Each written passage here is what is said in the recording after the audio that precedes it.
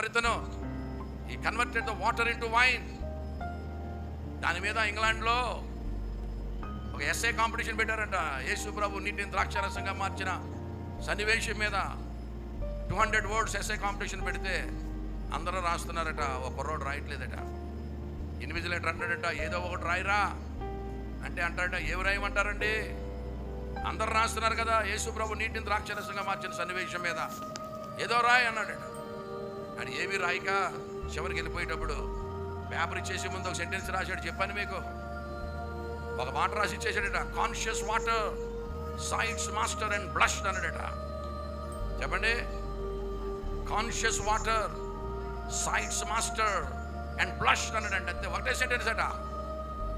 నీరు సృష్టికర్తను చూసి బ్లషింగ్ అంటే సిగ్గుపడిందట.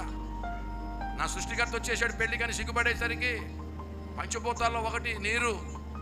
నా సృష్టికర్త పెళ్లికి వచ్చాడని సిగ్గుపడేసరికి నీరు ద్రాక్షారసంగా.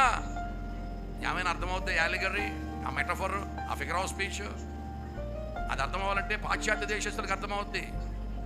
ఈ తూర్పు దేశాలకి మనకి అర్థమవుతుంది.